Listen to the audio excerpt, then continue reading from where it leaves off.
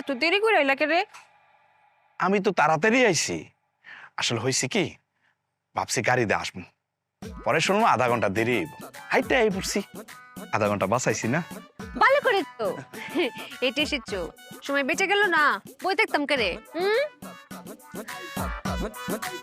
ওখান থেকে আমার বাড়ি 20 কিলো, আধা ঘন্টা দেরি তো। বেঁচে গেছে, সময় বেঁচে গেছে। নিতে গাড়ি কেন, বিমান হইলো, দেরি করতাম না, আধা ঘন্টা দেরি করে হাইটাই পড়তাম না। তোমার সাথে আমার চিন্তা কি যে মিলে। যাই হোক, ঠিক বলছো। স্বামী, হ্যাঁ? তুমি শ্বশুর বাড়ি এসেছো, কালিয়াতে এসেছো। চুপিয়া, তোমার কথা আর আম্মার কথা মিললো কেমনে? আম্মা আমার আসার সময় কইছে, বাজান শ্বশুর বাড়িতে যাইতেছো, খালি হাতে কিন্তু যাইও না। আমি আমার কি কইছি জানো?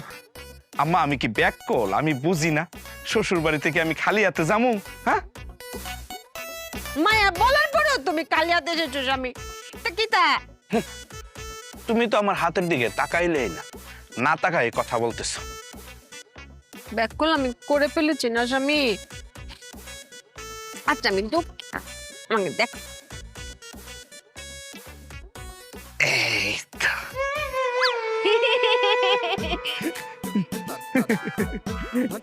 দুই হাত ভরা, অনেক ওজন, দুটো হাতে দুটো ইট। আমার স্বামী তো অনেক চালাক। তাই স্বামী, হ্যাঁ? তোমার বুদ্ধি কিন্তু আমার সাথে মিশে মিশি কিঞ্চিত বেড়েছে, না স্বামী? হুম। আমার মায়া কালি কয়, সারাদিন কয় তুই ব্যাক কল, তো স্বামীও ব্যাক কল।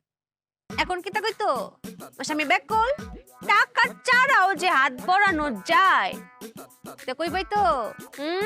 আচ্ছা সুপ্রিয়া, সবাই তোমারে আর আমারে ব্যাককল কয় কেন? হিংসা হিংসা, বুঝো না? বুঝিয়ে বলছি, আমরার কথা যে ওজন, তা তারা নিতে পারে না। আমরা লাইনই তো নাই, বুঝতো কেমনে? ও। ওজন নিত কেমনে? হিংসা। হ্যাঁ, এবার বুঝছি, তোমার লোকে আমার লোকে কেউ পারে না, না? মায়েরা ডাকতাম না, মায়া মায়া। কি মায়া ডাস করে ওয়াল্লা, জামাইতে আইছে। কিরম আছো জামাই? আসসালামু আলাইকুম আম্মা। ওয়ালাইকুম আসসালাম। আমি খুব ভালো আছি আম্মা। বিশেষ কারণে আপনার পাশ হয়ে আমি সালাম করতে পারতেছি না। আমি খুব লজ্জিত এবং দুঃখিত। জামাই সম্মান রয়েছে নিজের অন্তরে, ফাউসিয়া করার মুহক কোনো অসুবিধা নাই।